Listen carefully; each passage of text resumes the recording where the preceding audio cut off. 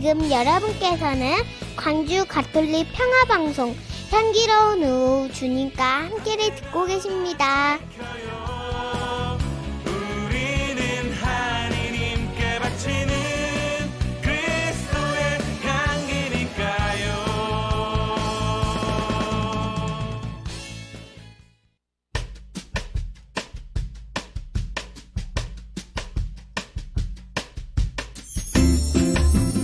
성경, 물음에 대한 물음.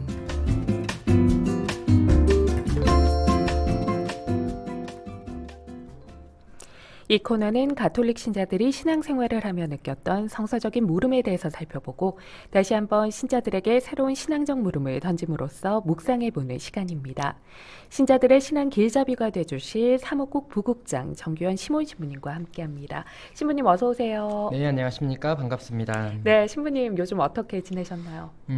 이제 진짜 가을 냄새가 나기 시작했어요. 네. 오늘 아침에 수도원 미사를 가려고 이렇게 일찍 6시 정도에 문을 나섰는데 가을이다라는 그 향이 확 이렇게 느껴지더라고요. 네. 진짜 가을이다라는 생각이 들었습니다. 근데 또 태풍이 올라온다고 하네요. 네. 굉장히 큰 놈이라고 하던데 아니 큰 분? 아니 큰 놈? 큰 거? 아무튼 네. 태풍이 큰 게 온다고 하던데 다들 단속 잘 하시면 좋겠고 건강에 늘 유의하시면 좋겠고요.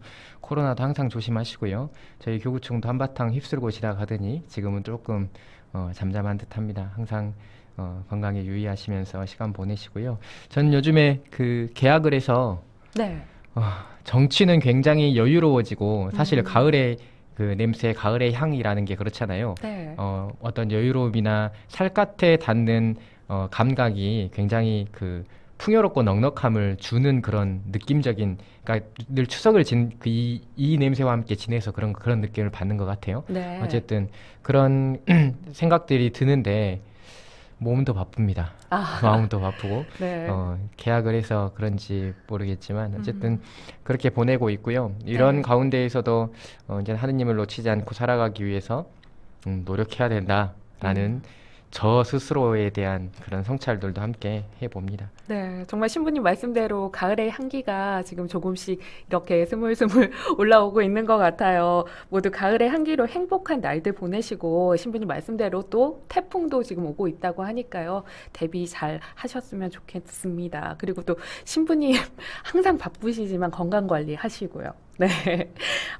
신부님이 성경 속 첫 번째 범죄에 관한 이야기를 이어오고 있는데요. 오늘 관련 이야기를 계속 이어나가기에 앞서 이 신부님께서 애청자 여러분께 당부하고 싶은 말씀이 있다고요. 네, 제가 댓글 이제 주제가 하나가 끝나가니까 댓글을 확인하기 위해서 이렇게 들어가서 봐봤는데 지난주에 제가 하느님과 야훼의 호칭에 대해서 의미 구분을 이렇게 말씀드린 것을 정확하게 그대로 옮겨주신 분이 계시더라고요. 자녀님이 네. 누군지도 알고 있는데 감사하고요. 너무 정확하게 잘 옮겨주셔서 정말 감사드리고 제가 말씀드린 대로 잘 파악하고 계시고요. 근데 한 가지 좀 염려스러운 점이 있어서 말씀을 드리고자 합니다. 네. 신에 대한 호칭은 구약 성경 안에 굉장히 많이 나와요. 우리가 보통 하느님, 주님 이 정도만 우리는 알고 있는데 네. 하느님을 그러니까 우리가 대상화시키는 그 하느님을 가리키는 호칭이 구약 성경 안에 적어도 5개 이상이 나옵니다. 일반론적으로 제일 많이 쓰이는 3개가 있고 그리고 사실 우리가 뭐 전능하신 하느님 뭐 엘샤다이 엘론 막 영원하신 하느님 이런 것도 다 신에 대한 호칭이거든요. 네. 가나안 지방에서 부르던 다 신에 대한 호칭들이었는데 이게 야훼 하느님께로 스며들어와서 하느님께 적용되어진 호칭이 돼요. 그래서 제가 지난주에 야훼와 엘로힘 그러니까 주님과 하느님을 구분해서 성경에 쓰여진 고딕체의 주님과 하느님이 일반론적으로 이런 의미를 가지고 있고 구분이 되어진다라고 말씀을 드린 바가 있어요. 그런데 네. 신에 대한 호칭이 이렇게 다른 이유가 있습니다. 저자가 많기 때문에 그래요. 네. 각자의 부류가 있고 의도한 신학적인 방향에 따라서 신의 호칭을 사용을 하고 있어요. 그래서 그들이 써놓은 그 부류에 따라서 써놓은 신의 호칭에 대한 의미를 대략적으로 파악해보면 제가 지난주에 말씀드린 그대로입니다. 그러니까 가까이 계시는, 함께 계시는, 역사를 주관하시고 직접 내 옆에서 이끌어가시는 아주 친교 스러운 아주 친근한 그 하느님을 말할 때는 대부분 야훼라는 말을 실제로 사용을 해요. 네. 그리고 초월적인 하느님, 섭리하시는 하느님, 뭐 멀리서 모든 것을 주관하신 하느님, 좀 멀리 계신 하느님 이런 하느님을 말할 때는 하느님이라는 표현을 실제로 쓰고 있습니다. 근데 네. 이게 모든 구약 성경에 정확하게 적용되는 것은 아니에요. 똑같이 적용되는 것은 아닙니다. 대부분 많이 의미론적으로 일반론적으로 그렇게 의미를 구분할 수 있는데 네. 그런데 모든 구약 성경에 그 하느님에 대한 호칭을 부르는 것이 제가 말씀드린 그 일반론적인 의미 구분에 해당하지 않을 수도 있다. 어떤 때는 야훼 하느님, 그러니까 주님 하느님을 붙여서 사용하고 있는 데도 있어요. 그래요? 네, 한꺼번에 붙여서 사용하고 있는 경우도 있습니다. 특별한 의미를 부여하기 위해서 그렇게 사용하고 있는 경우도 있는데 야훼라고, 그러니까 주님이라고 부르는 저자들, 하느님, 엘로힘이라고 부르는 저자들 각각이 의도하고 있는 바는 다르지만 이 저자들이 엘로힘을 사용하기도 했고 이 저자들이 야훼를 사용하기도 했어요. 네. 실제로 그 문학에 대한 분석들을 해보면 그것들이 보이거든요. 그래서 이게 일반론적인 의미 구분으로는 자매님이 써주신 그 말이 명확합니다. 정확하고 정말 감사하고요. 너무 네. 잘 파악하셨고 제가 설명드린 대로 그런데 이게 모든 성경 구절들 안에 적용되는 것은 아니다라는 것은 꼭 염두에 두셨으면 좋겠습니다. 네. 신부님 그러면 지난 시간에 이어서 첫 번째 범죄에 관한 이야기를 계속해서 이어주시죠. 네, 제가 말이 좀 빠르죠 지금. 아니요, 네, 괜찮습니다. 일부러 빨리 하고 있습니다. 네. 오늘 못 끝내면 큰일 날까봐 오늘 끝내려고 일부러 빨리 하고 있습니다. 네, 지난주에 이어서 이제 범죄 이야기를 이어갈 건데요. 자, 하느님이 두려워서 숨었어요. 사람이 하느님이 두려워 숨었습니다. 그 숨은 사람에게 하느님께서 이렇게 이야기를 합니다.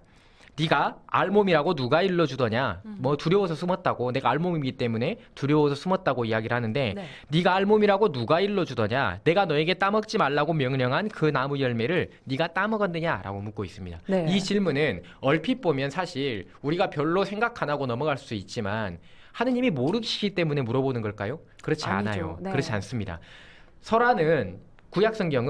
이 설화는 구약 성경에 굉장히 후대에 작성되어진, 후대에 편집되어서 성경 안에 편입된 그런 성경의 설화이고 네.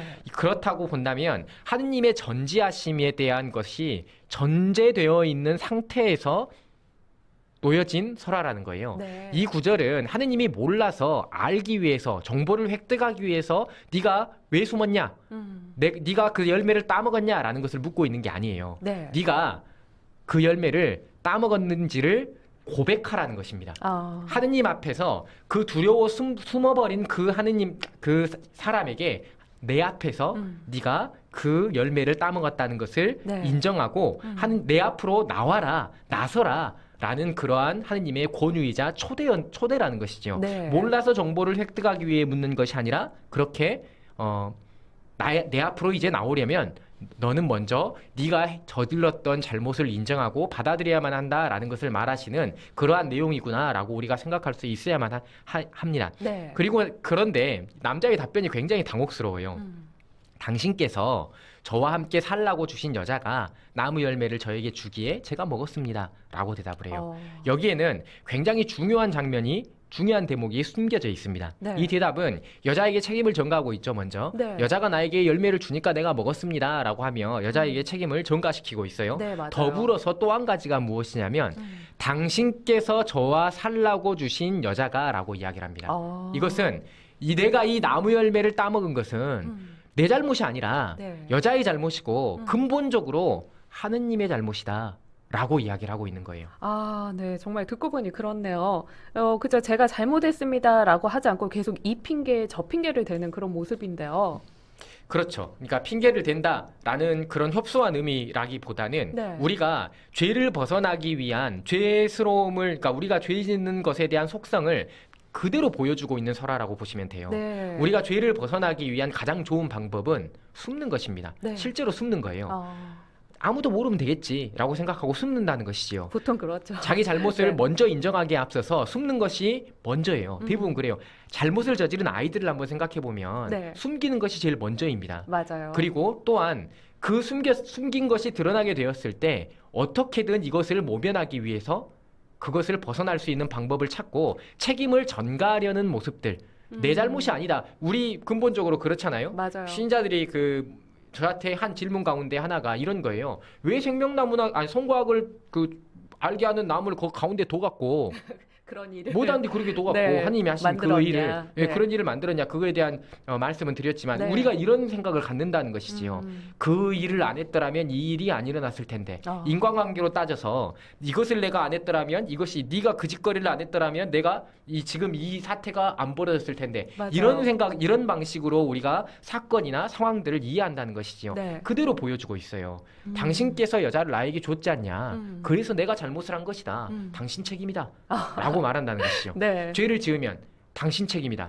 라고 이야기를 하고 있습니다. 네. 그래서 이 대화의 일련의 과정은 죄라는 것이 관계를 끊는 것이다. 라고 말하는 것을 우리가 이해해 볼 수 있어야만 해요. 네. 죄는요. 죄를 짓는다. 원죄. 첫 번째 죄악은 그 죄가 가지고 있는 흐름을 정확히 보여주면서 죄는 하느님과 인간의 관계를 끊어놓고 사람과 사람의 관계를 끊어놓으며 여자에게 그 여자가 이렇게 또 이야기를 하죠. 바로 이어서 너는 왜 이런 짓을 저질렀느냐라는 하느님의 말씀에 뱀이 나에게 이것을 주기에 내가 따먹었습니다. 라고 이야기를 해요. 네. 뱀에게, 그러니까 여자도 역시 사람도 역시 뱀한테 피조물에게 네. 세상 생명과의 관계를 끊어놓고 있다는 것이에요.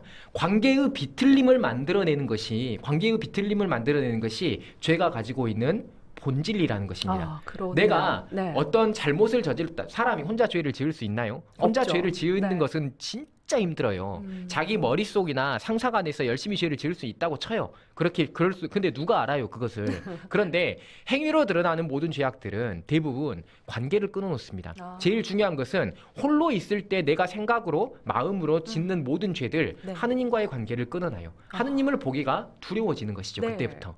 내가 이렇게 부족한 인간이구나 라는 것을 깨닫게 되면 그때부터 하느님을 들여다보기가 어려워지는 거예요. 그렇죠. 그러다 보면 조금씩 마음이 무뎌지기 시작해요. 그래서 성경 구절에도 돌 같은 마음을 살처럼 부드럽게 하라는 이야기가 있어요. 네. 그러니까 계속해서 자기 자신을 하느님 앞에 대면하지 않으면 우리가 참다운 사람이 될 수 없다라는 것을 이 원죄교리가 원죄에 대한 설화가 알려주고 있다는 것이지요. 네. 어쨌든 우리가 원죄라고 부르는 이 첫 번째 죄악은 관계를 흐트러버리는 모습으로 그 시작을 알립니다. 네. 관계를 완전히 흐트러버렸다는 것이죠. 네. 그런데 여기에서 우리가 원죄교리를 볼 때 죄의 결과로 얻게 되는, 그러니까 죄의 결과, 죄에 대한 벌로서 얻게 되는 문제들을 만나게 돼요. 네. 대부분 원죄교리를 볼 때 어려워하는 지점이 바로 여기거든요. 네. 죄의 결과로 얻게 되는 것들. 이게 굉장히 어려워하는데 죄의 결과를 성경은 남자와 여자, 뱀과 땅을 구분해서 죄의 결과 벌을 줍니다.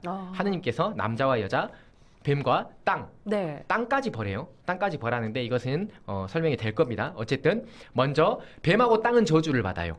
사람은 저주를 받지 않습니다. 네. 뱀은 이제 막 기어다니고 막 이런 말씀을 하시죠. 네. 막 흙을 먹고 살아야 되고, 그러면서 뱀에 대한 이야기 끝에 여인에 대한 이야기를 하면서 여인의 발뒤꿈치에 밟혀 있어야만 하고 그 여인은 남자를 갈망하며 살아야만 한다라고 이야기를 해요. 네. 그런 이야기를 하는데 이제 그것 때문에 이제 우리가 성무상을 보면 항상 뱀을 밟고 있고, 맞아요. 이 구절이 메시아적인 해석, 그 신약성경적인 교부들이 신약성경적인 해석을 통해서 메시아론적으로 그 구절을 해석을 하고, 그렇기 때문에 첫 번째 여인이 바로 성모 마리아님이시고, 그래서 악의 세력을 발로 밟고 있는 모습으로 성모상이 구성이 되어지고 그런 맞아요. 형상화되어져 있게 됩니다. 어쨌든 그것은 다른 이야기고요. 어쨌든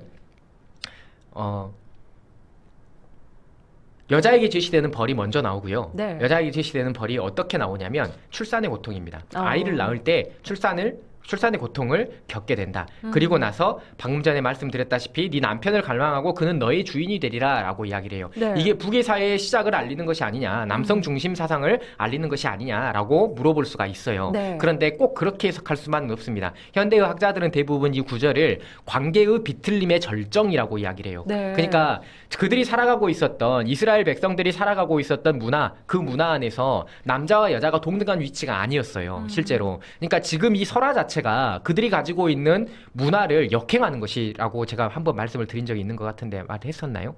네. 어쨌든 모르겠고 네. 문화를 역행하는 거예요. 이게 본질적으로 하느님께서 원하시는 세상이다라는 것을 말하는 것이 이 설화의 내용이고, 네. 지금 우리가 보고 있는 이 타락한 세상, 그러니까 남자와 여자의 관계가 비틀려져 있는 네. 이 세상이 어째서 일어난 것이냐라는 것을 첫 번째 죄악에서 찾는 것이며 그래서 이 문화가 이루어진 것이다라고 말하는 것입니다. 네. 여자가 남자를 그러니까 이게 남성 중심 사상이 시작되게 된 성경의 근본적인 구절이라고 이해하면 안 되고요. 네. 근본적으로 죄를 짓는다는 것은 관계를 갈라놓는 남자와 사람과 사람의 관계를 완벽하게 갈라놓는 것이구나라고 해석할 수 있는 그 관계의 비틀림의 절정이라고 이해를 해야만 올바른 해석이 된다라고 말씀을 드립니다. 그렇군요. 네, 어쨌든 그렇게 이야기를 하고 남자와 여자는 본래는 서로를 안아주고 보듬어주고 동등한 존재로서 완전한 평화 속에 살아가야만 하는 그런 존재였지요. 그런데 네. 그 관계가 이제 비틀림이 발생하고 이제 누군가의 위에 올라설 수도 있고 누군가가 굉장한 고통을 받을 수도 있는 그런 관계가 되어져 버리고 만다라는 것을 말하는 것이고요. 남자에게는 땅을 저주하면서 노동하는 고통을 줘요. 그러니까 땅은 저주를 받아라라고 하면서 소출을 막 이렇게 내보내는 게 아니라 노동을 해야만 열심히 땅으로 흘려야만 거기서 먹을 것을 땅이 줄 것이다라고 이야기하며 이 노동하는 고통, 땅을 저주하시고 노동하는 고통을 주시는 그런 모습을 볼 수가 있습니다. 근데 신부님 궁금한 게 있는데요. 네. 노동의 고통을 남자에게 주셨다고 하셨잖아요. 네. 근데 이 현대 사회에서는 다르게 적용이 되나요? 왜냐하면 지금은 여자도 노동을 하잖아요. 네. 네. 그래요. 그 질문은 핵심이 어디에 있냐라는 것을 보면 굉장히 네. 쉬운 질문이에요. 아, 그래요? 이게 노동의 핵심이 있는 게 아니에요. 우리는 실존성 안에서 열심히 살죠. 네. 열심히 살면서 삶에 고통이 없는 적이 있나요? 없죠. 고통은 기본적으로 모든 사람들이 있어요. 모든 사람들이 있고 이게 필수 불가결이라고 네. 해야 되나? 그런 그 감각이라고 볼 수가 있어요. 네. 근데 이 고통의 핵심이 있는 것이에요. 기쁨의 동산이 뭡니까? 에덴 동산이라는 곳이 에덴에 있는 동산, 에덴 동산이라고 부르는 이곳이 즐거움과 평화만 있는 곳이었어요. 네. 굉장히 살아가기 풍요로운 곳, 그리고 노동을 하지 않아도 먹을 것이 충분했고 그 무엇을 하지 않아도 나는 평화롭고 경계가 없었으며 갈리움이 없고 굉장히 하느님과 함께 살아가는 우리가 에덴이라는 곳을 천상과 동일한 곳으로 이해하고 있지는 않나라고 생각한다라고 한번 말씀을 드린 적이 있습니다. 이전에 그런 장소였어요. 그런 장소에서 이제 고통이라는 것을 얻게 된다라는 것이에요. 그 당시에 핵심적으로 남자와 여자가 가지고 있었던 가장 대표적인 고통이 출산과 남자에게는 노동이었다는 것이죠. 네. 고통의 핵심이 있는 것인지 출산이나 노동이라는 것에 핵심이 있는 것이 아니에요. 네. 우리가 꼭 그것을 알아두셔야만 해요. 성경을 볼 때 어떤 의미론적인 내용이 존재하는가라는 것을 파악해야지 네. 그 구절 안에만 머물러 있어서는 절대로 본래 성경이 의도하고 있는 바를 이해할 수가 없습니다. 네, 그렇군요. 죄의 결과, 그로 인해서 얻게 되는 관계의 비틀림은 고통까지도 수반하게 만들어준다라는 이런 흐름을 가지고 있는 것이에요. 네. 근데 이 첫 번째 범죄설화가 전개되는 가운데 남자에게 죄의 결과를 하나님께서 설포하시는 과정 가운데에서 이런 구절이 나오게 돼요. 이게 굉장히 어려움을 갖게 되는 구절입니다. 네. 너는 흙에서 나왔으니 흙으로 돌아갈 때까지 얼굴에 땀을 흘려야 양식을 먹을 수 있을 것이다 라고 말하고 있어요. 네. 이 구절이 그냥 제가 처음에 생명나무에 대해서 이야기를 할 때 사람의 존재가 본래는 불멸의 존재였다라고 이해해서는 안 된다고 말씀을 드린 적이 있어요. 네. 첫 번째 죄악이 죽음을 가져왔다 이렇게 이해해서는 안 된다고 말씀을 드린 적이 있어요. 이 구절이 그 내용을 이해하는 데 있어서 굉장히 어려움을 줘요. 네. 왜냐하면 죄를 지었고 그래서 하느님께서 흙에서 돌아왔으니 흙으로 돌아가라고 그때까지 땀을 흘려야 된다고 라고 말씀을 하고 있다라는 것 때문에 죄를 지어서 사람이 죽음을 갖게 되었구나 라고 생각을 하게 만든다는 것이에요. 네. 이 구절이. 그런데 그래서 이 구절을 해석하는 데 있어서 다양한 학자들의 해석의 관점들이 존재하는데 초기의 신학자들은 초기의 교부들을 비롯해서 초기의 성서 신학자들은 이 구절이 죽음이라는 결과를 만들어내는 구절이다. 제가 처음에 너는 반드시 죽을 것이다 라는 것이 죽음에 대한 선고인데 이 선고가 위협 같은 그리고 어떤 권유나 그리고 그렇게 해서는 안 된다라는 강력한 권고 같은 그런 느낌으로 받아들여야만 한다. 넌 죽을 것이다 라는 말이 즉시 처형되어지는 선고가 아니라 그렇게 받아들여야만 한다라고 말씀드린 적이 있죠. 그것에 대한 결과로서 이제 죽음에 대해서 완벽하게 이야기를 하는 것이다 라고 초기 학자들이 이야기를 했었어요. 그렇군요. 초기 신학자들이 성서 신학자들이 그렇게 이야기를 해서 그렇다면 죄를 지었기 때문에 불멸의 존재였었던 인간이 죽음을 맞게 되었다라고 이해를 해야만 해요. 그렇게 보면. 근데 현대 신학자들은 어떻게 이야기를 하냐면 이 구절이 문맥상 위치하고 있는 데가 노동, 땅을 저주하시고 땅을 갈아먹어야 된다. 그래야만 먹을 것을 얻을 것이다. 라고 이야기하신 이후에 흙에서 왔으니 흙으로 돌아갈 것을 이렇게 명심하고 네가 그 흙으로 돌아갈 때까지 땀을 흘려야 양식을 먹을 것이다. 라고 이야기를 하고 있는 것은 노동과 연관되는 구절로 이해를 해야만 한다. 라고 하는 것이 현대 신학자들의 방식이에요. 그렇군요. 그렇기 때문에 그 바로 뒤에 이어지는데 생명나무에 대한 하느님의 선포가 있거든요. 그들이 성과학을 알게 하는 나무 열매를 먹어 우리처럼 되었으니는 제가 한번 설명한 적이 있습니다. 하느님처럼 된 게 아니라 하느님이 된 게 아니라 하느님인 것처럼 행세할 수 있는 도덕적인 분별력 그리고 어떤 선악을 구분하거나 그리고 어떤 것이 옳고 그름을 구분하는 자의적인 해석이 생겨버린 것으로 우리가 이해해야만 하고 우리처럼 되었으니 그들이 영원히 살기 위해서는 안 되지라고 하면서 생명나무와 멀어지게 에덴의 동쪽으로 내쫓게 되는 그러한 모습이 바로 뒤에 이어지거든요. 그런 문맥상의 구조를 보았을 때 이 구절은 죽음을 선포하는 것이 아니라 노동과 연계되는 구절로 이해를 해야만 하고 노동의 한계로서 이제 죽을 때까지 노동을 해야만 한다 라는 것을 설명하기 위한 구절이다라고 현대의 신학자들은 이해를 해요. 그래서 우리가 어떻게 이해를 하든 뭐가 진짜인지는 우리는 모릅니다. 해석의 관점이니까요. 그런데 원죄교리를 이해하기 위해서는 저는 두 번째 방식을 선호합니다. 그리고 저는 두 번째 방식으로 해석을 하고 있고요. 그렇게 해석을 하고 있고 저는 그걸 선호하고 원죄교리를 온전히 이해하기 위해서는 두 번째 방식이 더 어울리고 합당할 것이다 라고 말씀을 드립니다. 어쨌든 우리가 원죄교리를 보면 원죄는 원죄를 통해서 얻게 되는 죄의 형벌을 우리가 세례를 통해서 사함을 받는다라고 가르쳐요. 세례를 통해서 세례의 강력한 효과 중에 하나가 원죄를 용서받는 것이거든요. 모든 죄를 용서받잖아요. 모든 죄를 용서받는데 인간이 태어날 때부터 가지고 있는 죄스러움, 그 원죄라는 것을 첫 번째 죄악으로 인해서 가지고 있었던 이 원죄라는 것을 사함을 받는다라고 이야기를 해요. 이렇게 이 원죄교리를 이야기를 하는데 그렇게 보면 죄의 결과로서 원죄설화를 보고 있는 사람들은 늘 의문을 가질 수밖에 없어요. 죄의 결과로서 노동의 고통의 핵심이 있다고 칩시다. 노동의 고통, 출산의 고통, 그리고 또한 뭐죠? 죽음. 죽음이라는 그 죄의 결과를 얻는다라고 했으면 아니 세례를 받으면 그러면 안 죽어야 되고 고통이 없어야죠. 원죄에 대한 죄의 결과 사함을 받는다라고 이야기를 하니 모든 게 용서가 되어야 된다. 안 죽어야 돼 사람은. 그런데 그렇게 보시면 안 된다는 거예요. 제가 지금까지 설화에 대한 쭉 설명을 보면 어떻게 말씀을 드릴 수 있냐면 이 원죄교리를 통해서 우리가 창조설화의 첫 번째 범죄설화를 통해서 우리가 원죄교리를 그에서 비롯되어진 교리라고 이해를 하게 되었을 때 저는 원죄교리에 대해서 이렇게 이해를 해요. 그러니까 무슨 말이냐면 하느님의 은총, 곧 하느님의 은총에 가까이 있지 않은 사람은 필연적으로 죽음, 그러니까 우리가 영적인 죽음이라고 말할 수도 있고 어떤 정신적인 죽음이라고도 말할 수 있을 것 같아요. 내면의 죽음이라고도 말할 수 있을 것 같아요. 그러한 죽음의 상태에 머무를 수밖에 없다는 거예요.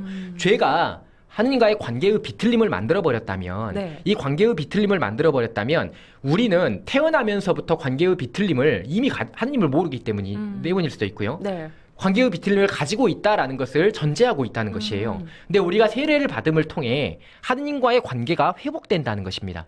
이 관계가 회복된다라는 것은 우리가 원래 사람은 불멸의 존재가 아니에요. 세례를 받는다고 안 죽는다라고 이해하면 안 돼요.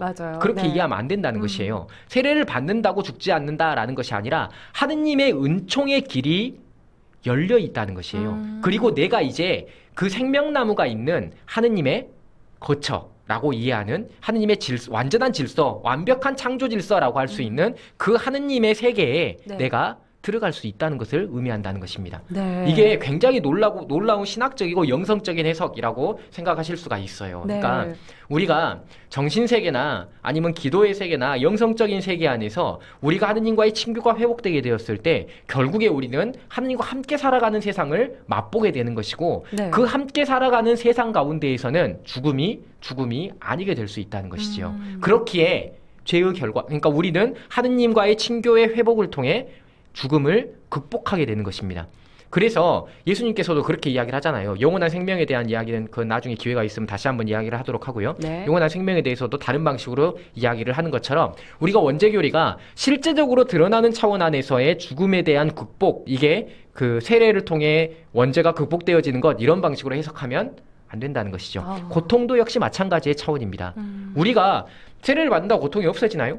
그렇지 않아요. 않죠. 없어지지 네. 않아요. 그런데 우리가 맞게 되는 이 고통이 하느님의 은총의 차원에서 해석을 할 수 있어야만 해요. 네. 은총의 차원에서 이 고통을 바라보게 되었을 때 내가 하느님의 은총을 통해서 이 고통을 얼마든지 다른 방식으로 해석을 할 수 있고 얼마든지 다른 방식으로 하느님께 가까이 나아가는 도구로 사용할 수가 있게 된다는 것이죠. 네. 이게 창조 설화가 가지고 있는 그 원죄에 대한 핵심이고 그것을 교회가 세례라는 이름으로 해석하고 있는 것입니다. 네. 아주 네, 신부님 이쯤에서 관련해서 다시 한번 정리를 좀 해주시면 애청자분들이 조금 더 관련 내용을 더 쉽게 이해할 수 있을 것 같아요. 네, 정리를 해보자면 네. 원죄는 죄의 결과만을 놓고 볼 수 있는 문제가 아니다라는 것, 그리고 하느님과의 관계, 사람과의 관계, 피조물과의 관계를 비틀어버리는 범죄였고 네. 그 하느님의 질서로 돌아가야만 완전한 관계를 이루고 있는, 그리고 완전한 그 갈리움이 없는 세상을 이루고 있는 그 하느님의 질서로 돌아가야만 하는 존재가 되어버렸다라는 것이 네. 인간이라는 피조물이 그런 존재가 되어버렸다는 것을 말해주는 것이 바로 원죄, 첫 번째 범죄라는 것이에요. 네. 그렇기 때문에 우리는 세례를 통해서, 교회는 세례를 통해서 하느님과의 친교 안에 동참할 것을 이야기를 하는 것입니다. 네. 그래서 그 첫 번째 범죄로 인해서 비틀려져 버렸었던 인간 실존의 관계가, 실존의 모습이 다시금 회복될 수 있도록 해준다는 것이지요.